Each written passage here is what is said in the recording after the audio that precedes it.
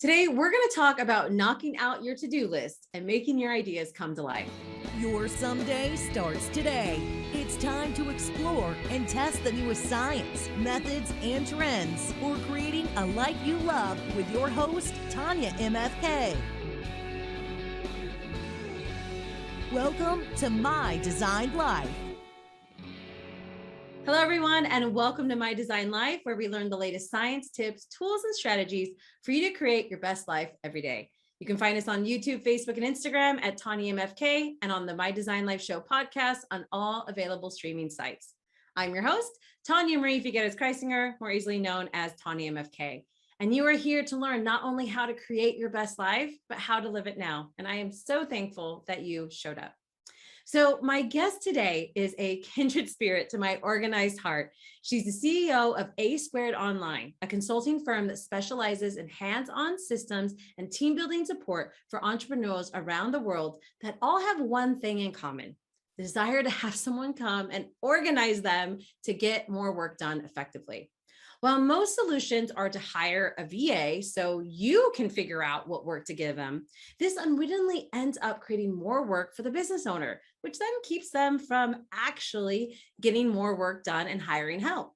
So she's created a method that sits in stark contrast to that by mapping out the actual path, the action path itself from idea to result that supports the entrepreneur every step of the way with resources and effective systems so they can create that dream and have it implemented.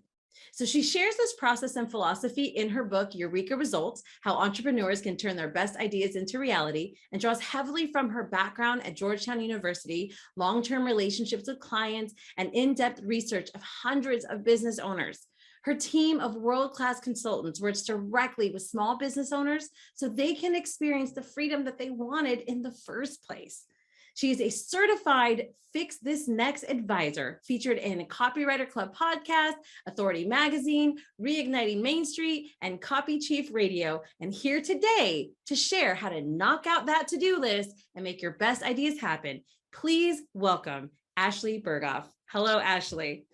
Hi, Tanya. I'm so glad to be here. Thank you for this opportunity. Yeah, I am super excited. To-do list, getting things done, all of that. That's my jam. That's my wheelhouse. And I know it's yours too. So I'm really excited. We're going to have some fire here today. I know we're both compulsive organizers of life, business, and time. As I was researching you and learning about you, I saw something you had written that you just have to like fix and organize something when it's there. I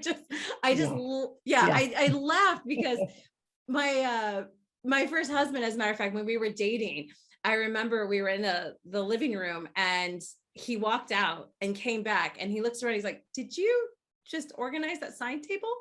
I was like, "Yeah, might have done that." So look how great it looks now. It doesn't look better now.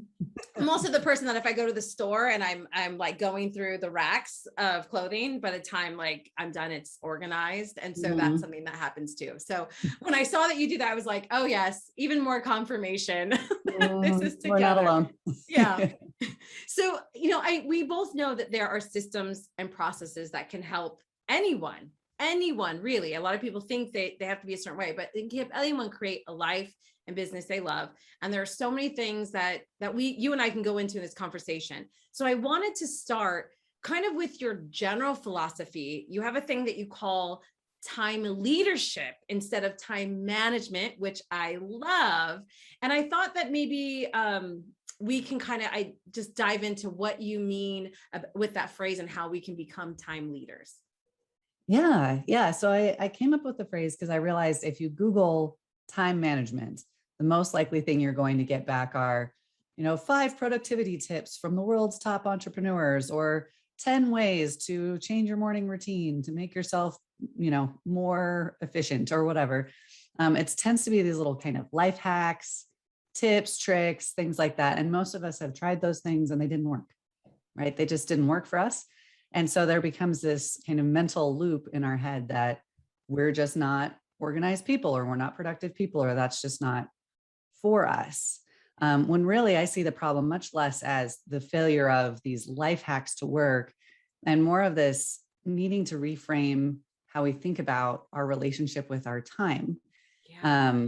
Because we have the opportunity to act in a leadership role when it comes to how we spend our time. And most of us have been conditioned by life and bosses and school and parents to respond to the inputs coming at us from outside and the expectations put on us from outside. And that can carry along to entrepreneurship too, where then we feel completely helpless against this just constant deluge of stuff when we actually have the opportunity to take agency, to be a leader with our time. Yeah. I love that. There's so much in that, because the idea of management takes all of it and goes, okay, here's this giant pile of stuff. How do I manage it? Whereas the concept of leadership can make the decisions of, is this even part of what we're going to deal with? Right. Right. Like, is this even going to be it? And like you said in there, it's rather than a reaction, it's more of a decision to go, well, what is the best way to do the thing I want to do, and then how to figure that out, as opposed to just managing what's coming at you. Yeah. So it's so powerful. So how do you bring that into this scope of like organizing these, wild entrepreneurs are trying to do everything? Yeah. For me, a huge part of it, honestly, is starting from that point of saying, all right, you have agency here. You don't have to be an organizational nerd like us to learn how to channel your time towards the things that matter most to you. So once we have that shared understanding, then it can be a lot easier to then look at it and say, okay, now all of this stuff, you have choice, right? And it can lead to these really deep conversations too about, what is success? What am I working for? Why am I doing this? What am I trying to do? And what can I cut? Right. Because so much of it is we're trying to do all the things, and it turns out that we can't do all the things. And so we have to human size our expectations, is what I call it, down to recognizing we all miss out on things in life. And that doesn't change as an entrepreneur. But we get to make choices about what we do and don't miss out on. So it kind of gives us the ability to step back, see the big picture, and then start aligning our time towards the things that we actually really want. Yeah, it's really one of the most important steps that is missed so often. And that key thing that you just reiterated again there is that it's not about all the things. It's about stepping back and going, what are the main things that I want done, that matter most to me, that are important most to me. And then from there, creating the game plan. But too often that Google search results in how to do it all without ever questioning the importance of half the stuff on your list. Right. One of the things we do, we have a monthly planning session, and it's just a space for people to come and get prepared for the next month. And one of the things, the first half an hour of it is actually reflecting back on how did our last month go? How did it run? How did our choices and way that we approach things actually result in where we are? And then as everyone's eager to be like, okay, now my to-do list for next month, we stop and we have 3 questions, and I call it the big picture reconnection. And we step back and go, before we think about what we want to do next 30 days, what are we doing this all for again? And is that still what you want? And do these goals still feel aligned? And I call it the gut check. So it's just kind of like that gut punch to be like, is that still what you want? And you're like, oh, right. That's what it was. And for some people, it's an easy, like, yes. And it's like, great. Some people, it's like, oh, you know what? Running that marathon actually isn't as important anymore. There's nothing inherently wrong with running a marathon. It's just, is it still important? Is it the thing right now? And they can have that moment to like evaluate it before they try to do all the things. So I love that you bring them to that, because it's so important. Yeah. Well, and this was a pothole I fell into also as someone who loves systems and believes that they're powerful, is I really thought, like, if I figure out enough of the systems, if I get the perfect process in place, I can do all the things. Yeah. Right. And one of the things I realized is that no more than a car can make me teleport, a system can't make me a superhero. It can help me do more efficiently the things that I set out to do. But if there's too many things, I actually have a volume problem, not a systems problem. And I just need to cut that down. Yes. Which is hard to admit. Yeah. I think it's a hard pill for a lot of people to swallow. I mean, do you find that with your clients? Oh yeah. Yeah. Cause we believe, entrepreneurs are tough people, right? Self-sufficient, tough, high achieving people. I was talking to a client the other day. He's a veteran. He's running 2 businesses, right? And he's like, I've been in war. I should be able to do this. And it's like, you're running 2 businesses by yourself. Yeah. You're overwhelmed for a reason. Yeah. Yes, you're strong. Yes, you're incredibly tenacious and resilient, but we need to find ways to cut some things because it's just too much. And you're Yeah. gonna.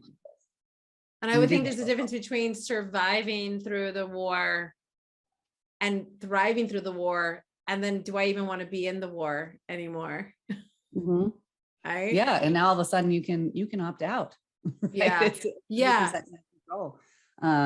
And so it's kind of scary in some ways to have that much power over your own life, but it's part of the perk of it. Yeah. We have a saying that we use, which is called, when we look at we set up our system and our plans and the goals we have. One of the final evaluations is look through everything.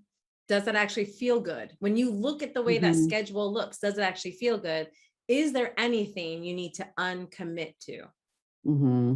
Right. And like, I love that word so much. It's just because we talk about commitment and perseverance, and you get that hustle porn and all that, like, just come on, you can do it. And it's like, yeah, I can, but do I freaking need to?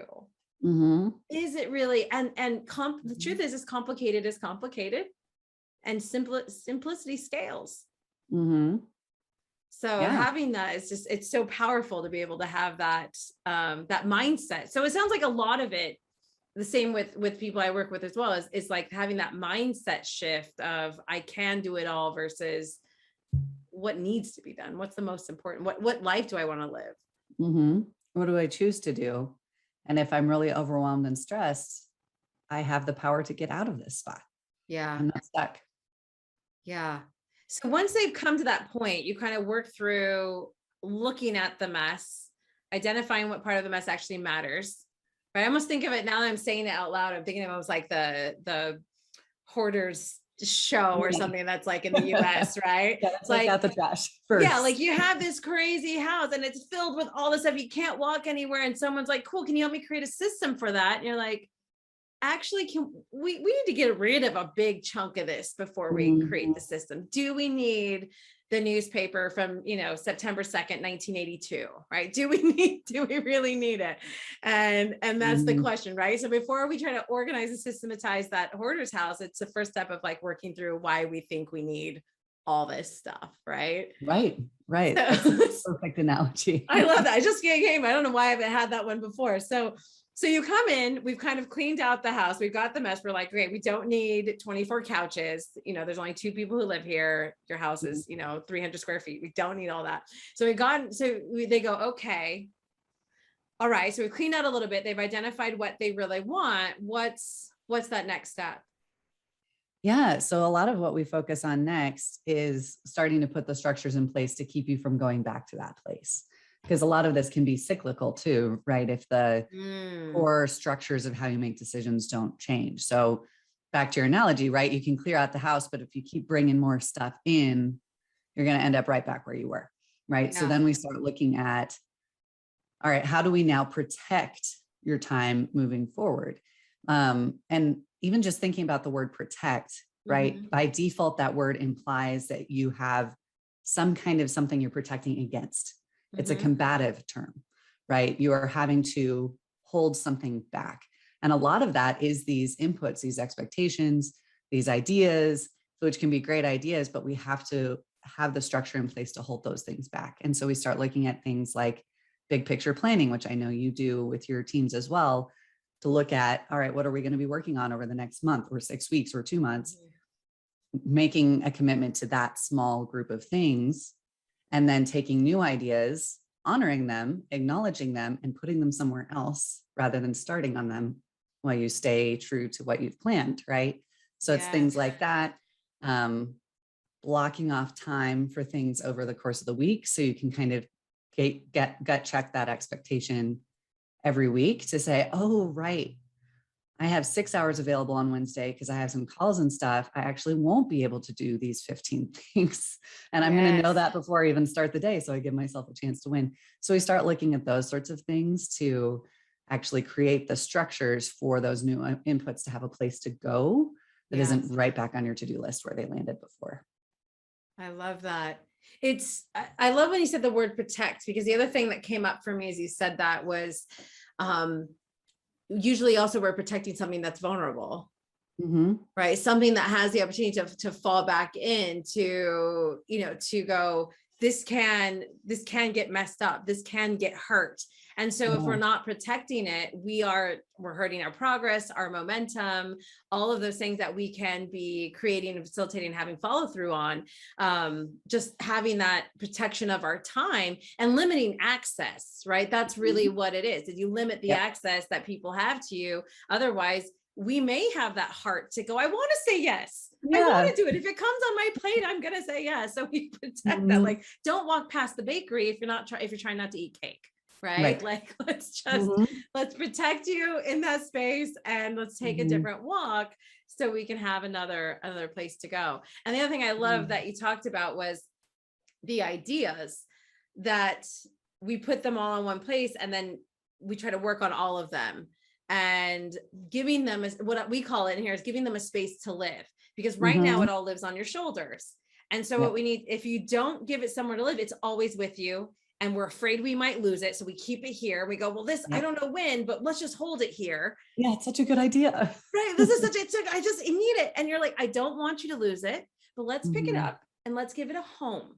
And right now we're working on this. So this home is next March. This home is gonna, so we know to come back to it. It has a space to live. It has a space to breathe. It has even a plan.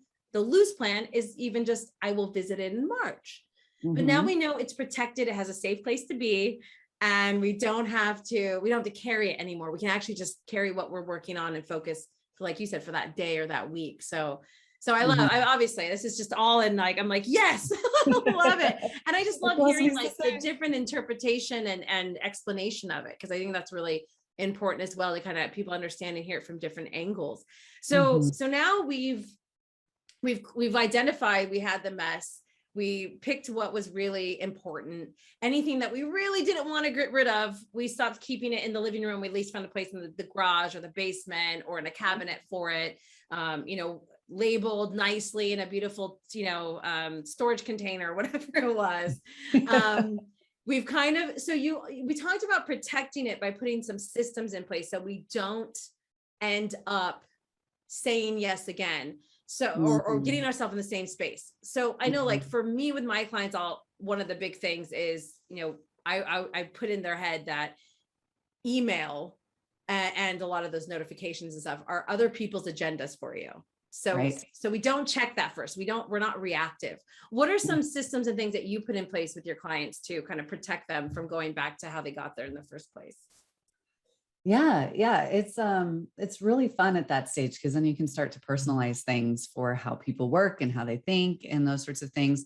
One of the things that we do for weekly planning is I kind of show them the system that I've used, I found really helpful, which is kind of a hybrid between calendar planning and just to-do list planning, because I can't do calendar planning. I'm a mother of a toddler, and so things change. And I don't know if I'll be able to work on something at 2 p.m. or some other time. Right. But I kind of know in general the number of hours I have available per day. So every Friday I sit down and say, okay, this is how many hours I have already dedicated to calls next week. Here's all of my regular rhythms of emails and organic marketing and et cetera, the things I do every day. How much time do I have left over, and allocating that to those big picture priorities, right? That I've planned. And it's disappointing every single week, because I always think I should be able to do more than I'm going to be able to do when I look honestly at the numbers and the amount of time things are going to take. But then I'm disappointed once, and the rest of the week I actually have a chance to win. So we train our clients on that as well. So they can sit down every day to a clear list that's actually realistic and matches their actual capacity of things that they're going to work on that day. So even some of those just kind of daily rhythms can help check that list from getting too long. Because once you realize, oh, I'm out of time. Yeah. Okay. Some of these things are going to have to go, right? The space is full. And so it can become a natural check on a very daily, weekly basis on that. And then we can start from there looking at streamlining some of their operational systems and those sorts of things, like how they do onboarding or so the first is really, you got to get in what we call, like, it's redesigning their time for them to really see their true available time. Because a lot of time we have that, it's a new day, which is a beautiful approach. It's a wonderful mindset. But then you don't quantify what's really available. You go, oh, I only have these 2 appointments today, but you don't go, well, I have to get ready for that appointment. I have to drive to that appointment. I have to be in the appointment. I have to drive back from that appointment. I'm probably going to be hungry by then. Now I need to eat. So now we've just gone, your 30-minute appointment, we're 3 hours later, and you're like, where did the time go? But if we've blocked that out and identified ahead of time, then you knew, however much advance that you've done that work, you knew, okay, I actually only have 3 realistic hours tomorrow. And one of those could be in jeopardy because that's when my child may or may not sleep, or this may or may not happen, right? So you can bank on maybe the 2 hours and then go, what's realistic to get done in those 2 hours? And that will change for us every day. But once we know the skill and system to kind of block that time, look at it, then we can own individually what we're capable of. What I love that you said and shared in that, though, was that there still can be disappointments. There still can be, like, this master plan, this doesn't like just make everything work. It just has you work in reality. Yeah. I mean, and that's the part that I had to learn the hard way too, because I really did believe for the longest time, there is a way to figure this out so I can do absolutely everything I could possibly want to do in the time that I have available. And then I had a kid and my time shrunk, and I'm about to have another kid and my time's about to shrink again. And I have to adjust what that means. Otherwise I will always be losing. Yeah. Because my standards are just completely out of step with reality. So it's better to kind of do the hard work and say, you know what, this isn't the season for some of these things. Let that go. And then I actually have a chance to feel like a success in the things that I have identified that I do. And it's so important because this really does come back to, what kind of life do I want? Because you're saying, I have my kid, I have this. So some people, their experience is then they try to do it all. They catch themselves burnt out on the family or home front, burnt out in the business front. And they are technically, and for those of you on the podcast here, I'm using my quote fingers again. Technically, they're doing it all. They're miserable. They're miserable, but on paper, they're doing it all. They're like, look I got the checklist done. And that's really all they have to show for life. And maybe the business is progressing forward, but they're miserable for it. And so there could be seasons in that. There can be a choice to say, you know what, I'm going to be miserable for these 2 weeks, or I'm going to be miserable for this sprint. And what I tell people, though, is like, if there's not a definitive beginning and end, it becomes the norm. It's no longer a sprint. And so for you, what you just said was like, I have to say, I'm not going to do it all. And I just wanted to interject it because someone might say, but I can't, I went, you're right, you could, but you're also gonna have to make a decision. What kind of life do you want to live? And you want one where you can be available to adjust and pivot with home life. And so that requires having some realistic expectations of that. Yeah. And it all comes down to that choice. Yeah. I think a lot of people started their own businesses for freedom and then had to learn the hard way that freedom is not inevitable at any stage in your business. It has to be something you choose. It won't happen. I think sometimes we can think, oh, after this milestone, after this event is over, things will calm down. After whatever, after I hit 6 figures, things will calm down. After I hit 7 figures, things will calm down. It's not the case. Elon Musk works 100-something hours a week. That's his choice. Yeah. There's no future moment where you will just naturally stop working all the time. It's something you have to choose. You have to consciously choose. Oh my, I love that. Like, you also have to really clarify, I think, your idea of freedom. Is freedom being able to say, okay, I can stop and easily deal with this mess that was just created by my 3-year-old, and it's okay. Okay. That might be freedom, a freedom to go, I can stay home. I can take the day off because they're sick. Right. That's not laying on a beach in Tahiti. Right.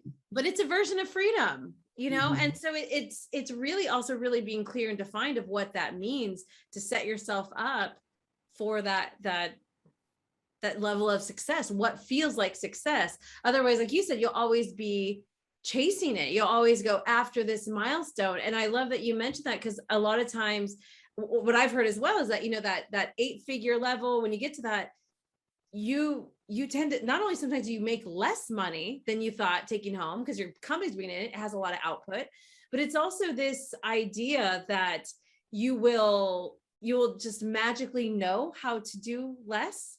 I think there's an old saying that says, if you don't know how to save like a penny now, you're not going to know how to save it when you have millions of dollars. So if you haven't learned how to do it, like, well, what's penny going to do? So you think magically when you have a more money, you're going to learn how to save. And it doesn't work that way. It's a practice. We have to learn at any level of our life. Right. Right. Yeah. It's a very big personal development learning space. Yeah, it is. Yeah. And big questions too. Yeah. Like you're saying, defining what is freedom for me? What is success for me? What is enough for me? And the truth is they're not asked. They're not often asked of us. It's something that we don't stop to think about. We kind of go and we talk about this a lot on the show, but we're asked, what do you want to be when you grow up? Which essentially means, how do you want to make money when you get older?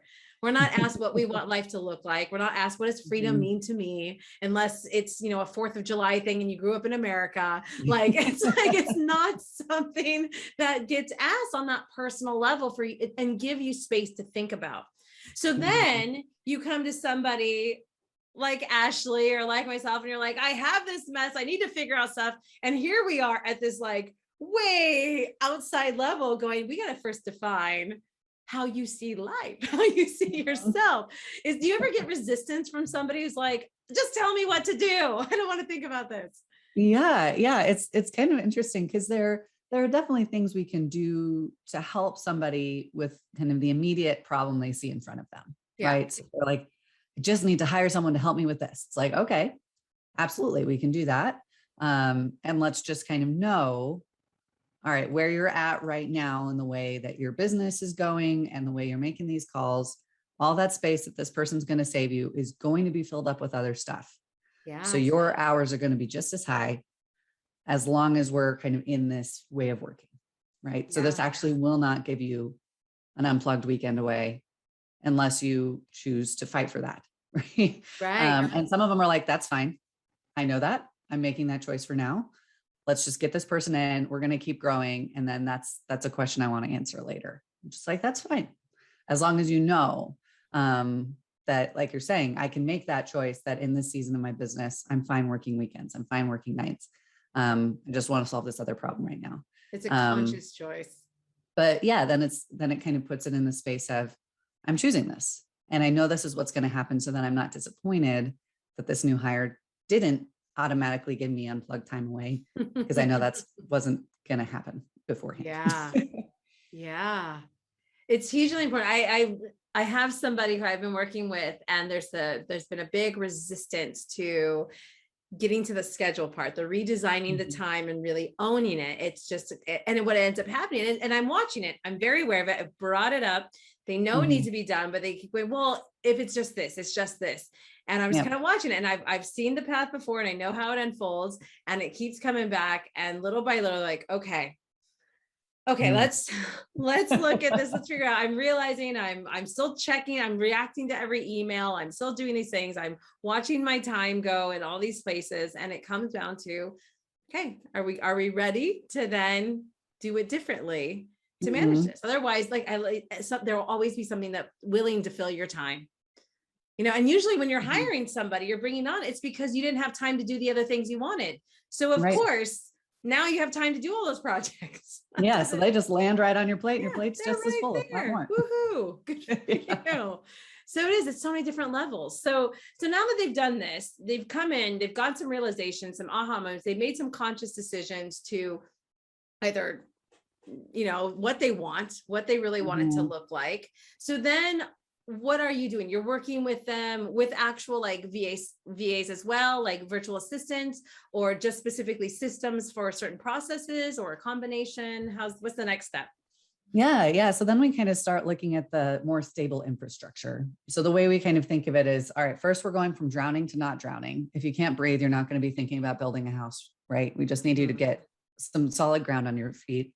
Then let's get you some more, get you actually out of the water. So you're not just jumping right back in every time things get busy. Then we can start actually building the stable infrastructure of a business that can grow beyond you. Right. So then we do look at, what does your marketing system look like? What does your client experience system look like? How are you doing leadership? How are these things happening? Where can we streamline things? And that's where the team can start to grow too. So we do recruiting for people's first assistants. Let's bring that person in. Let's help you both learn how to work together. So it's kind of all of those pieces where we can really start looking at, all right, is this the right software for you, or is this the right software for you? A lot of times people want to start there, where we have to come back and say, well, right now you're drowning, so let's get you not drowning. And then we can worry about what CRM you need, right? Right. So we can start talking about that sort of more long-term play stuff, the processes and systems of your business, documentation, all of that fun stuff. And that part of the process never goes away, right? Every business is very dynamic and changing. And so refining and growing, or there's a new product or a new thing. And this is a huge bottleneck that happens. A lot of people want to throw out like, well, just get a VA, just hire someone. And the step it's one of those things. I remember when I was younger, I had a little brother, we were 3 years apart. And, we'd be cleaning our room, and they come a point where I'm just like, I'm just gonna do it because it's faster than having a 3-year-old do it. I'm 6, I'm big, so I know how to do it. And I want to go out and play. And I think that's what happened, clearly what happens with most of us solopreneurs, entrepreneurs. I mean, honestly, in any space that are doing that, you're like, okay, by the time I sit and write out my processes and figure out how the stuff I need them to do, I could have just done the darn thing myself, or I don't even have the time to do it. It has to get done. Now I'm losing time. So it becomes this standstill when somebody's like, I need it. And so you really help them sort that process out, right? Yeah. So if we're working with a small agency, for instance, that is in the spot where they're like, we just know this workflow is not efficient, come help us. We can actually come in, document that, streamline it, create the things they need so that they can get where they want to go. Because you're right, most of them don't have time to do a lot of that, or they just really don't feel like they're operating in their strengths when they do. So we'll do that. And for others too, we find ways to make that process as simple as possible for them, where it's like, no, let's not do a screenshotted SOP, standard operating procedure with, please navigate to the top left toolbar and click this. Like, no, we're not doing any of that. Just film yourself doing it, send it to your VA, have them create a checklist out of it, and follow that. Now they own it, right? So trying to take some of the extra time out of that I think sometimes we think we need to spend to document something. But then also kind of saying, all right, let's definitely make sure you're not drowning first, because that's not a time to bring in a team member, because it's going to take some time for you to actually see positive time gains in the direction you need. So if you're drowning right now, it won't work. So you'll jump into that, like you'll be the lifesaver. We'll go back with that analogy. They're drowning. So you're, instead of being like, well, let's bring a few people in here, we'll help. It's like, just get them the damn life raft, right? Like just get them in there. So you mentioned something like, okay, the marketing system is inefficient and it's taking a ton of their time. So if we play with something like that, like they're drowning, we're like, definitely they need help to do it. But if you were, okay, let's bring someone in, how do we make this efficient? Like there's a whole step missing there, right? So in between, before we brought somebody in to actually help implement it, you'll come in and evaluate, like say their marketing system and Mhm. create a better system, optimize it, evaluate it? Is that what will happen? Mhm. Yeah, yeah. So the first step usually is capturing how it even happens. Mhm. Everyone has systems. We just don't always know that we do Right. or what they are, Yeah. right? So a lot of times it's just like, okay, you're doing this and you're doing this and you're doing this, and then this happens. And oh yeah, you do this piece too before this piece happens, right? And we're documenting all of that. And then they look at it because we make a visual kind of mind map of it.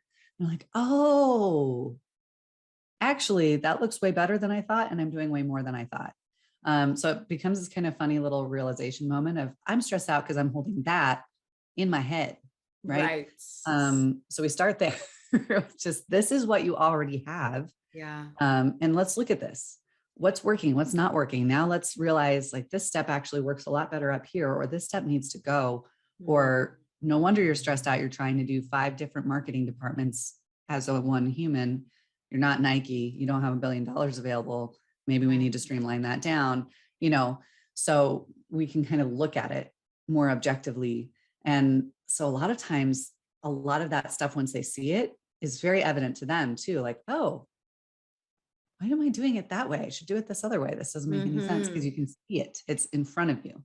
Yeah. So it looks like a lot of that. And then once we have that picture of, okay, we're going to make these 10 changes, then we document, all right, this is what needs to happen to make those 10 changes happen. Here's what you can create to streamline those things. This could be an email template. This could be a form. This can be, whatever it is. And then they can all, especially in a team setting, all follow that in a linear way together in a way Right. that makes sense.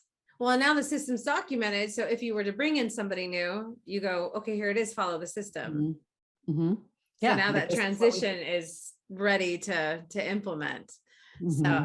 So that's amazing. It reminds me when I many moons ago in all of my different things that I've done, event planning was part of it. When I worked in music as well, we had to put on shows and stuff like that. And one of the things I learned early on was I would get there, I'd have all this stuff. I was always a list maker, but even if I had a lot of it in my head, people would go, well, how can I help? What can I do? And then I have to go,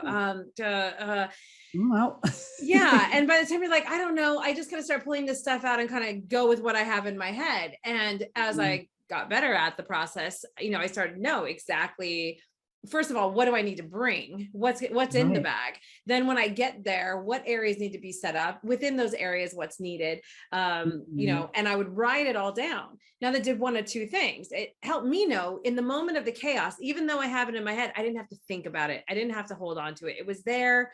I just looked at it and go, that's what I need to do next. So when someone comes and asks me a question, or I got a phone call and I have to come back to it, I didn't have to pull it out of my head. I could just look at it telling me what to do. The other thing that helped is when somebody said, what can I help with? I could go look at the list, pick it up and go. Yeah. See that? Here's this bag. Go. That station bag. It's for that area. All the things are written there. And even my husband now, he thinks I'm, he's like, because we'll still have just small little things here. Czech Republic, it'll be like his mom's birthday. And I'm still writing all the stuff that we need to take. And first we need to set up the decorations. I need to make sure to cook this, cut those up, do these things. And he's like, what? I was like, it's for my own sanity, because I want to enjoy it as well. And the more that I can just go, oh, here it is, the more enjoyable it actually gets to be, right? Like, yeah, because you get that visual reminder, that visual check off.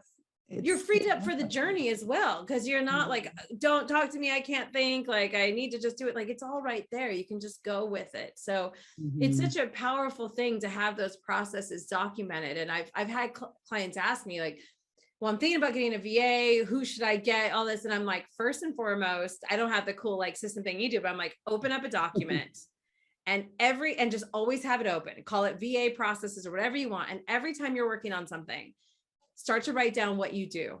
Okay. If you're posting to something to YouTube, right, what do you do? First, I, download it from here, upload it here, write the description, like all the things that you're doing, write down how you do it.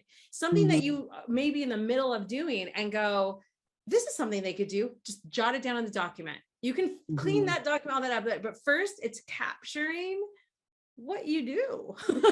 What are you doing all day? And just really getting nitty gritty about that. Because in the end, that's, ideally, now that we know, we need to send them to Ashlee. That's what we need to do. But before that was an option, it was like, look, you got to just start writing things down. But then of course, having someone like you come in, and I love having that objective view. Somebody who can kind of look and go, that's nuts. Like, don't do that. I think it's want to do it this way, or, even just hearing them talk through. I remember once it was a software company, and they're like, oh, like late in the process, the client keeps just adding all this stuff they want to do and all these functionalities they never told us they needed and stuff that they didn't think about beforehand. And we're like, that's interesting. What if we put a list at the beginning of this process? They have to check off what they want. And then you all have that same list you're looking at. Yeah. And you can show them, these are the functionalities that you paid for. These are the things you asked for. Sure, we can add more, but you're going to need to pay more because we all understand that this is a scope change, right? So sometimes no one would hear that and be like, wow, that's revolutionary. It's just looking at it and saying, we have this problem here. Can we cut that off at the pass up here? Yeah. And once you see it, all of those things become easier to find. Absolutely. Having that clarity and understanding, and also remembering that, again, it's that danger of keeping it all in the head and not seeing it in one place. One of the things that we do is like this, we call the brain purge. And it is like, I want to drop all the stuff you have, all the projects you're working on, all the ideas that you have, anything else, even if it's home stuff, like, and I've also been needing to, landscape the yard, whatever it is. I want you to see, we just see the big mess. I want to see the big hoarder house. I want to see all in one place, so we can start to make sense of what you're carrying and what you're playing with. And then in that case, like what you're saying, a lot of time you've had this conversation with somebody, like in your case, I've had this conversation with you guys who are coming to help. A week or two goes by, you're somewhere else. You're like, and this and that. And then you come back and say, okay, remember there was all this too. And you're like, right. I'm not there anymore. So no, I didn't think about it. I was off in my own world. And so just really, coming back. There's this thing in, I'm sure, are you familiar with the book Essentialism? I haven't read it yet, but my gosh, that's your jam. That's like your business mantra, right? It really is. Because in that first section where you're talking with the clients and saying, hey, like, what is it that really matters and what you want? It's about streaming down then of that, what's really essential for it. And one of the things he talks about is the graceful no's, 7 ways to gracefully say no. And one thing he gives for people who tend to be in a position where there's a manager or someone above is that you'll keep being given stuff. And then you just say yes. And then you get really upset and you're like, this person, they're so against me, or they think I can do everything. And there's definitely some conversations that could be had. If that hasn't happened, or you need a better way, the graceful way to say no to more stuff to protect your space. So we talked about that, and your time and your sanity, is to say, yes, I can do that. What would you like me to deprioritize of this list? Okay? Of all of, and because that person does not always know, remember, and or care what has been on your list.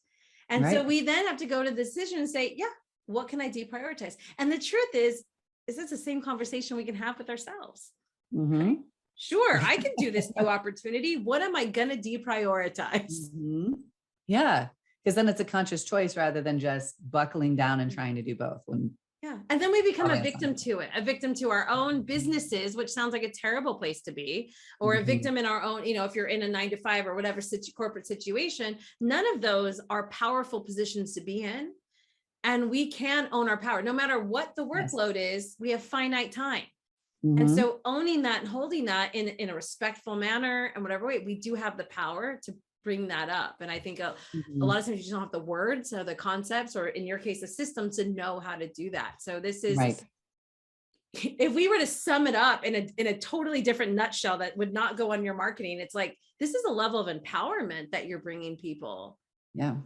I mean, it is. I mean, it's that it's empowered to be calm, empowered to be sane, to feel like they're making progress, there's momentum, there's a light at the end of the tunnel, there's freedom again, like all of those things. I mean, that's such, it's like you, in some ways you can look at it and go, it's so simple, but simple to do is also simple not to do. Right. It's Right? not going to be default, and it's going to be kind of painful. Yeah. And, it can be painful. Well, I Yeah. always give the example, we all know how to get 6-pack abs. It's not information that isn't out there, but I know I don't have them. And so there's, working with somebody to walk us through and actually take the action we know we need to do for what we want. Again, that's if you've decided you want the 6-pack abs, then going, look, I may do it. I can see the article about it. I can watch the video, but the truth is I just haven't done it. And so having someone partner with them, like your company, to really walk them through that is huge. Yeah. Yeah. Cause there's a lot of inner talk that goes into it. There's a lot of old habits that have to be unwound, deeper things to kind of look into, there can be shame involved too in our understanding of how we're spending our time or how we've spent it in the past, all those kinds of things. So yeah, it's not just a magic bullet of a system. Like, here, we put this in and everything will work great and you never have to worry again. It's like, we have some inner work to do, even within this entrepreneurial space. And so it is this, this mastering yourself in order to master your business. That's what it comes down to. Right? Yeah. Yeah. I mean, and I think for all of us, the big surprise is always how much we change as a human being through this process. Yes. It's not just gaining skills. No. Like, oh, I didn't expect all of this work. It's a holistic approach, whether you knew it or not. Like it's a whole process.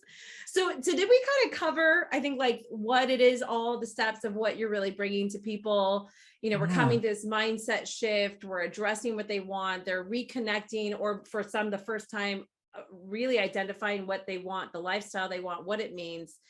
Then they're coming in and getting an evaluation of their current systems, a documentation of their current systems, and then having help with the process of actually bringing in the help. And then you also even go further to even work on the relationship, almost like a counseling type of how this new person works, how they work together, right? Yeah. I mean, I saw so many failed VA client relationships that I knew, it was like, okay, this isn't just a bunch of jerk clients or a bunch of inept VAs, like something else is going on. And I think so much of it is just, there's not a whole lot of support or structure for either one of them. So we wanted to be able to walk alongside both sides of that equation to help them work together well. I love that. So you work on that relationship, that process, that system as well. And then once they're established there and harmony is seemingly happening, do you have like ongoing support and maintenance, or are they just kind of happily ever after, call you if there's a fire? Yeah, it depends. So some people, it's the happily ever after, hey, we'll let you know when we're ready for the next thing. And then we've had others where they're like, just having this accountability, having this place to go, there's always something new to work on. So I'm going to stick around. So we kind of have space for both of those things. A lot of times with agencies that come in, it's more like, all right, we want to solve this system. Let's get it figured out. And then we're good, which is perfectly lovely as well. Yeah. So all areas. Well, this has been super awesome. I mean, just to geek out on time and management and to-do lists and really what it really means. Because that to-do list it's a fallacy in a lot of ways, right? It's really about ownership of your time, ownership of your day, identifying what you really want, looking at those things that are essential and what works towards that. Because otherwise we're just checking off a list with no true direction, and we're driving ourselves, crazy to want more time, which we all have the same 24 hours, right? There isn't more. We don't get an extra hour when the clock strikes 12. So, so doing all that, before my last question, you please tell everyone where to find you, what you have going on, all the things that they can learn and systematize and lead their time. Yeah. So my business is ASquaredonline.com. So that's where you can learn the basics of who we are, how we work, how we serve people. We also have a free training there called Knock Out Your To-Do List Every Day. So it's kind of everything we've talked about in a very step-by-step manner that you can download for free there anytime. My book is at EurekaResultsBook.com. And I have one of those kind of unique situations of a super unique name. So if you Google me, it's all me. So I hang out That's on like LinkedIn. Tanyamfk. I love it. Yeah. I'm the only one. You're the only AshleeBerghoff. Mm-hmm. That's amazing. Yeah, it's pretty handy. It's pretty handy. So they can find you there, and you're on Facebook, Instagram, LinkedIn. Those are the kind of places you hang out, and they can find you at the website. And you have, so I love the free training, and then you have some other ways they can support you, or they can find on their website. Yep. I love that. Yep. That's a good first starting spot for sure. First place to get it, all the places. And then, so for the last question, after hearing all of this stuff, if someone's gone, okay, I am listening, I probably need to change my ways, I'm going to accept that time is finite, I should probably take a different approach. What would be a really good first step that someone could do as soon as today, this week?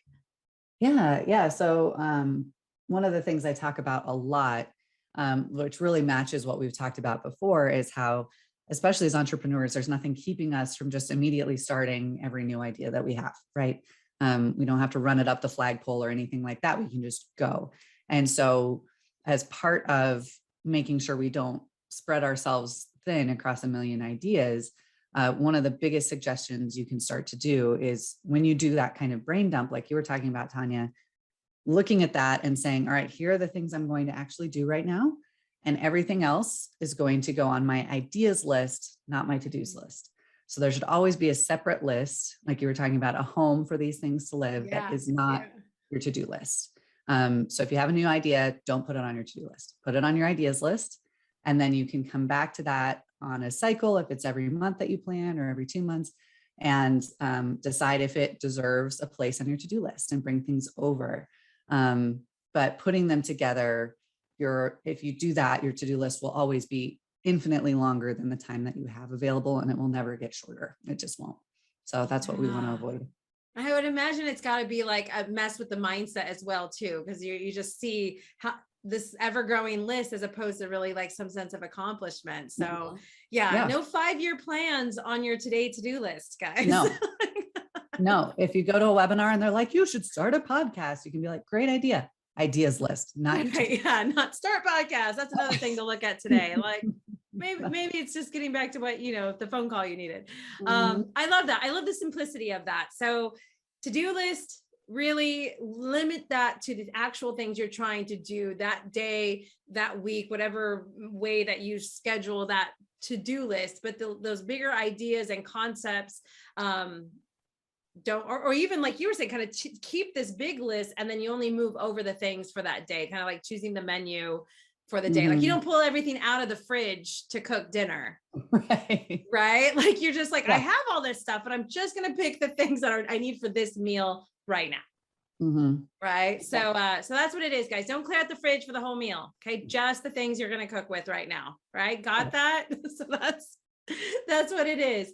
Well, thank you so much for being here, Ashlee. Are there any last words or thoughts you want to share with listeners before we wrap up?